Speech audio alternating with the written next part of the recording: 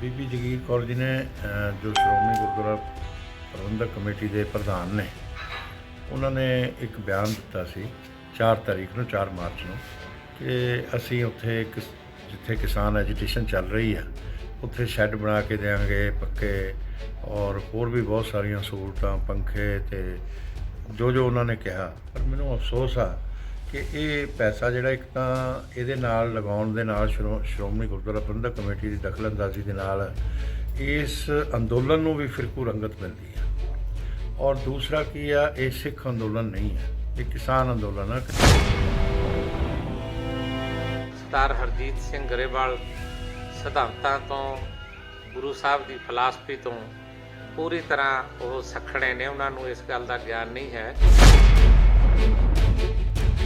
ਪਹਿਲਾਂ ਤਾਂ ਹਰਜੀਤ ਗਰੇਵਾਲ ਨੂੰ ਮੈਂ ਸਿੱਖ ਹੀ ਨਹੀਂ ਮੰਨਦਾ, ਪੱਗ ਜ਼ਰੂਰ ਬੰਨ੍ਹਦਾ। ਉਹ RSS ਦਾ ਇੱਕ ਨੁਮਾਇੰਦਾ ਹੈ।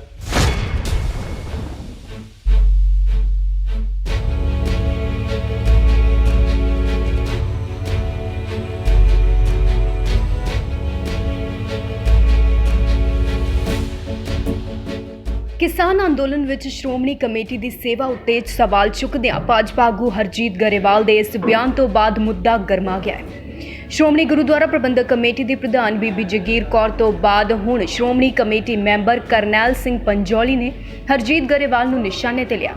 ਪੰਜੌਲੀ ਨੇ ਕਿਹਾ ਕਿ ਹਰਜੀਤ ਗਰੇਵਾਲ ਸਿੱਖ ਫਲਸਫੇ ਤੋਂ ਪੂਰੀ ਤਰ੍ਹਾਂ ਸੱਖਣਾ ਹੈ, ਇਸ ਲਈ ਉਹ ਅਜਿਹੀਆਂ ਬੇਤੁਕੀਆਂ ਗੱਲਾਂ ਕਰ ਰਿਹਾ ਹੈ। ਉਨ੍ਹਾਂ ਗਰੇਵਾਲ ਨੂੰ ਸ਼੍ਰੋਮਣੀ ਕਮੇਟੀ ਤੋਂ ਟਿੱਪਣੀਆਂ ਕਰਨ ਤੋਂ ਪਹਿਲਾਂ ਗੁਰੂ ਨਾਨਕ ਦੇਵ ਜੀ ਦੇ ਸਿਧਾਂਤ ਨੂੰ ਚੰਗੀ ਤਰ੍ਹਾਂ ਪੜ੍ਹ ਸੁਣ ਲੈਣ ਦੀ ਨਸੀਹਤ ਵੀ ਦਿੱਤੀ ਹੈ। ਵਾਹਿਗੁਰੂ ਜੀ ਕਾ ਖਾਲਸਾ, ਵਾਹਿਗੁਰੂ ਜੀ ਕੀ ਫਤਿਹ।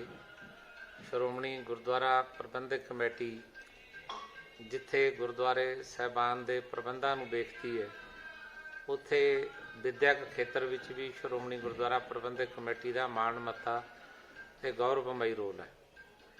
ਗੁਰਮਤਿ ਦੇ ਪ੍ਰਚਾਰ ਪ੍ਰਸਾਰ ਲਈ ਵੀ ਸ਼੍ਰੋਮਣੀ ਗੁਰਦੁਆਰਾ ਪ੍ਰਬੰਧਕ ਕਮੇਟੀ ਬਹੁਤ ਵੱਡੇ ਕਾਰਜ ਲਗਾਤਾਰ ਕਰ ਰਹੀ ਹੈ। ਲੇਕਿਨ ਇਸ ਤੋਂ ਇਲਾਵਾ ਇੱਕ ਕਾਰਜ ਇਹੋ ਜਿਹਾ ਹੈ ਜਿਹੜਾ ਗੁਰੂ ਸਾਹਿਬ ਦੀ ਫਿਲਾਸਫੀ ਹੈ, ਗੁਰੂ ਸਾਹਿਬ ਦਾ ਸਿਧਾਂਤ ਹੈ, ਜਿਹਨੂੰ ਅਸੀਂ ਮਾਨਵਤਾ ਦੇ ਭਲੇ ਦਾ ਜਾਂ ਸਰਬੱਤ ਦੇ ਭਲੇ ਦਾ ਕਾਰਜ ਕਹਿ ਸਕਦੇ ਹਾਂ। ਸਰਦਾਰ ਹਰਜੀਤ ਸਿੰਘ ਗਰੇਵਾਲ ਸਾਹਿਬ ਨੇ ਜੋ ਸ਼੍ਰੋਮਣੀ ਗੁਰਦੁਆਰਾ ਪ੍ਰਬੰਧਕ ਕਮੇਟੀ ਨੂੰ ਚਿੱਠੀ ਲਿਖ ਕੇ ਇਸ ਗੱਲ ਦਾ ਇਤਰਾਜ਼ ਕੀਤਾ ਹੈ ਕਿ ਸ਼੍ਰੋਮਣੀ ਗੁਰਦੁਆਰਾ ਪ੍ਰਬੰਧਕ ਕਮੇਟੀ ਨੂੰ ਕਿਸਾਨੀ ਸੰਘਰਸ਼ ਵਿੱਚ ਮਦਦ ਨਹੀਂ ਕਰਨੀ ਚਾਹੀਦੀ। ਮੈਂ ਸਮਝਦਾ ਕਿ ਸਰਦਾਰ ਹਰਜੀਤ ਸਿੰਘ ਗਰੇਵਾਲ ਸਿਧਾਂਤਾਂ ਤੋਂ, ਗੁਰੂ ਸਾਹਿਬ ਦੀ ਫਿਲਾਸਫੀ ਤੋਂ ਪੂਰੀ ਤਰ੍ਹਾਂ ਉਹ ਸੱਖਣੇ ਨੇ, ਉਹਨਾਂ ਨੂੰ ਇਸ ਗੱਲ ਦਾ ਗਿਆਨ ਨਹੀਂ ਹੈ ਕਿ ਗੁਰੂ ਸਾਹਿਬ ਜੀ ਨੇ 20 ਰੁਪਏ ਦਾ ਭੋਜਨ ਗਰੀਬ ਲੋਕਾਂ ਨੂੰ ਛਕਾ ਕੇ ਇਹ ਸਿਧਾਂਤ ਖਾਲਸਾ ਪੰਥ ਦੀ ਝੋਲੀ ਵਿੱਚ ਪਾਇਆ ਸੀ।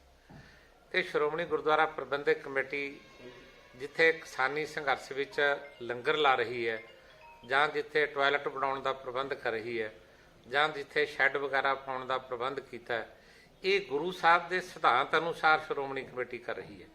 ਉੱਥੇ ਕੇਵਲ ਸਿੱਖ ਕਿਸਾਨ ਨਹੀਂ ਬੈਠੇ, ਬਲਕਿ ਹਿੰਦੂ, ਜੈਨੀ, ਬੋਧੀ, ਮੁਸਲਮਾਨ, ਈਸਾਈ, ਕਿਸੇ ਵੀ ਕੌਮ ਨਾਲ ਸੰਬੰਧਿਤ ਜਿਹੜਾ ਕਿਸਾਨ ਹੈ ਉਹ ਧਰਨੇ ਉੱਤੇ ਬੈਠਾ ਤੇ ਉਹਦੀ ਮਦਦ ਕਰਕੇ ਸ਼੍ਰੋਮਣੀ ਗੁਰਦੁਆਰਾ ਪ੍ਰਬੰਧਕ ਕਮੇਟੀ ਗੁਰੂ ਸਾਹਿਬ ਦੀ ਮਹਾਨ ਪਵਿੱਤਰ ਵਿਚਾਰਧਾਰਾ ਦੀ ਪਹਿਰੇਦਾਰੀ ਕਰ ਰਹੀ ਹੈ। ਸ਼੍ਰੋਮਣੀ ਕਮੇਟੀ ਨੇ ਪਿਛਲੇ ਸਮੇਂ ਵਿੱਚ ਜਦੋਂ ਦੇਸ਼ ਨੂੰ ਕੈਂਸਰ ਨੇ ਘੇਰਿਆ, ਉਦੋਂ ਸਭ ਤੋਂ ਪਹਿਲ ਕਦਮੀ ਕਰਦਿਆਂ ਸਰਕਾਰ ਤੋਂ ਬਾਅਦ ਜੇ ਕਿਸੇ ਦੀ ਸਭ ਤੋਂ ਵੱਡੀ ਸੇਵਾ ਹੈ ਮਾਨਵਤਾ ਦੇ ਭਲੇ ਲਈ ਤਾਂ ਉਹ ਸ਼੍ਰੋਮਣੀ ਗੁਰਦੁਆਰਾ ਪ੍ਰਬੰਧਕ ਕਮੇਟੀ ਦੀ। ਅਸੀਂ 12 ਕਰੋੜ ਰੁਪਏ ਤੋਂ ਵੱਧ ਪੈਸਾ ਜਿਹੜਾ ਉਹ ਇਸ ਗੱਲ ਲਈ ਲਾ ਚੁੱਕੇ ਹਾਂ ਕਿ ਜਿਨ੍ਹਾਂ ਲੋਕਾਂ ਨੂੰ ਕੈਂਸਰ ਦੀ ਬਿਮਾਰੀ ਹੋ ਗਈ, ਅਸੀਂ ਉਹਨਾਂ ਦੀ ਮਦਦ ਲਗਾਤਾਰ ਸ਼੍ਰੋਮਣੀ ਕਮੇਟੀ ਕਰ ਰਹੀ ਹੈ। ਇਹ ਦੇਖੇ ਬਗੈਰ ਕਿ ਇਹਦੀ ਜਾਤ ਕੀ ਹੈ, ਇਹਦਾ ਸ਼ਕਲ ਕੀ ਹੈ, ਇਹਦਾ ਪਹਿਰਾਵਾ ਕੀ ਹੈ, ਇਹਦੀ ਬੋਲੀ ਕੀ ਹੈ, ਇਹਦਾ ਸੱਭਿਆਚਾਰ ਕੀ ਹੈ, ਅਸੀਂ ਇਹ ਵੇਖਦੇ ਹਾਂ ਕਿ ਲੋੜਵੰਦ ਹੈ, ਅਸੀਂ ਉਹਦੀ ਮਦਦ ਕਰ ਰਹੇ ਹਾਂ। ਪਿਛਲੇ ਸਮੇਂ ਵਿੱਚ ਕਰੋਨਾ ਦੀ ਬਿਮਾਰੀ ਆਈ, ਕਰੋਨਾ ਦੀ ਬਿਮਾਰੀ ਦੇ ਸਮੇਂ ਵੀ ਸ਼੍ਰੋਮਣੀ ਗੁਰਦੁਆਰਾ ਪ੍ਰਬੰਧਕ ਕਮੇਟੀ ਨੇ ਸਾਰੀਆਂ ਸਰਾਵਾਂ ਖੋਲ੍ਹੀਆਂ, ਲੰਗਰ ਦੇ ਪ੍ਰਬੰਧ ਕੀਤੇ। ਸੋ ਮੈਂ ਇਹ ਸਮਝਦਾ ਕਿ ਸ਼੍ਰੋਮਣੀ ਕਮੇਟੀ ਆਪਣੇ ਫਰਜ਼ਾਂ ਦੀ ਅਦਾਇਗੀ ਕਰ ਰਹੀ ਹੈ। ਸਰਦਾਰ ਹਰਜੀਤ ਸਿੰਘ ਗਰੇਵਾਲ ਸਾਹਿਬ ਨੂੰ ਮੇਰੀ ਗੁਜ਼ਾਰਿਸ਼ ਹੈ ਕਿ ਉਹ ਸ਼੍ਰੋਮਣੀ ਕਮੇਟੀ ਦੇ ਟਿੱਕਾ ਟਿੱਪਣੀ ਕਰਨ ਦੀ ਬਜਾਏ ਪਹਿਲਾਂ ਗੁਰੂ ਸਾਹਿਬ ਦੀ ਵਿਚਾਰਧਾਰਾ ਨੂੰ ਪੜ੍ਹਨ, ਉਹਨਾਂ ਦਾ ਫਲਸਫਾ ਪੜ੍ਹਨ ਜੋ ਮਾਨਵਤਾ ਦੇ ਭਲੇ ਦਾ ਹੈ, ਫਿਰ ਇਸ ਕਿਸਮ ਦੀ ਟਿੱਪਣੀ ਕਰਨ। ਸ਼੍ਰੋਮਣੀ ਕਮੇਟੀ ਆਪਣੇ ਫਰਜ਼ ਅਦਾ ਕਰ ਰਹੀ ਹੈ ਔਰ ਲਗਾਤਾਰ ਕਰਦੀ ਰਹੇਗੀ, ਉਹਦੇ ਤੇ ਪਹਿਰਾਦਾਰੀ ਕਰੇਗੀ। ਬੀਜੇਪੀ ਦਾ ਇੱਕ ਲੀਡਰ ਹੈ ਹਰਜੀਤ ਗਰੇਵਾਲ, ਉਹਨੇ ਜੋ ਸ਼ਤਾਬਦੀ ਸ਼੍ਰੋਮਣੀ ਕਮੇਟੀ ਨੇ ਜੋ ਸੇਵਾ ਕੀਤੀ ਹੈ ਕਿਸੇ ਰੂਪ ਵਿੱਚ ਵੀ ਕਿਸਾਨ ਸੰਘਰਸ਼ ਵਿੱਚ, ਉਹਦੇ ਵਿੱਚ ਜਿਹੜਾ ਉਹਨੇ ਨੁਕਤਾਚੀਨੀ ਕੀਤੀ ਹੈ। ਪਹਿਲਾਂ ਤਾਂ ਹਰਜੀਤ ਗਰੇਵਾਲ ਨੂੰ ਮੈਂ ਸਿੱਖ ਹੀ ਨਹੀਂ ਮੰਨਦਾ, ਪੱਗ ਜ਼ਰੂਰ ਬੰਨ੍ਹਦਾ ਉਹ ਆਰਐਸਐਸ ਦਾ ਇੱਕ ਨੁਮਾਇੰਦਾ ਹੈ ਔਰ ਕੱਟੜ ਸਮਰਥਕ ਹੈ। ਸ਼ੁਰੂ ਤੋਂ ਹੀ ਜਿੱਦਣ ਦਾ ਇਹ ਅੰਦੋਲਨ ਚੱਲਦਾ ਹੈ ਉਹਦੇ ਵਿੱਚ ਉਹ ਢਾਹ ਲਾਉਣ ਦੀ ਕੋਸ਼ਿਸ਼ ਕਰ ਰਿਹਾ। ਸਿੱਖ ਰਹਿਤ ਮਰਿਆਦਾ ਵਿੱਚ ਕਿਸਾਨੀ ਨੂੰ ਬੜਾ ਉੱਤਮ ਦਰਜਾ ਜਿਹੜਾ ਉਹ ਦਿੱਤਾ ਗਿਆ। ਗੁਰੂ ਨਾਨਕ ਦੇਵ ਜੀ ਤੋਂ ਲੈ ਕੇ ਗੁਰੂ ਸਾਹਿਬ ਨੇ ਆਪ ਖੇਤੀ ਕੀਤੀ 17 ਸਾਲ ਕੁਛ ਮਹੀਨੇ ਕਰਤਾਰਪੁਰ ਦੀ ਧਰਤੀ ਤੇ, ਔਰ ਗੁਰੂ ਸਾਹਿਬ ਦੁਆਰਾ ਸ਼ਬਦ ਨੇ ਜਿਹੜੇ ਉਹ ਵਿਚਾਰੇ ਗਏ, ਉੱਤਮ ਖੇਤੀ, ਮੱਧਮ ਵਪਾਰ। ਉਦੋਂ ਬਾਅਦ ਜਿਹੜੀ ਸੇਵਾ ਭਾਈ ਕਨਈਆ ਜੀ ਨੇ ਕੀਤੀ ਜੰਗ ਦੇ ਵਿੱਚ, ਇਹ ਜਿਹੜੀਆਂ ਸਾਰੀਆਂ ਸੇਵਾਵਾਂ ਨੇ ਸਿੱਖ ਪੰਥ ਵਿੱਚ, ਚਾਹੇ ਗੁਰੂ ਤੇਗ ਬਹਾਦਰ ਨੇ ਬਲੀਦਾਨ ਦਿੱਤਾ ਆਪਣਾ ਹਿੰਦੂ ਕਮਿਊਨਿਟੀ ਵਾਸਤੇ, ਜਨੇਊ ਵਾਸਤੇ, ਔਰ ਇਹ ਜਿਹੜੀਆਂ ਚੀਜ਼ਾਂ ਨੇ ਇਹਨੂੰ ਨਜ਼ਰਅੰਦਾਜ਼ ਨਹੀਂ ਆਪਾਂ ਕਰ ਸਕਦੇ। ਗਰੇਵਾਲ ਸਾਹਿਬ ਥੋੜ੍ਹਾ ਜਿਹਾ ਦਿਮਾਗ ਦੀ ਸੋਝੀ ਤੋਂ ਕੰਮ ਲੈ ਕੇ ਇਹ ਜਿਹੜੀਆਂ ਚੀਜ਼ਾਂ ਨੇ ਤੁਹਾਨੂੰ ਕਰਨੀਆਂ ਚਾਹੀਦੀਆਂ ਨੇ।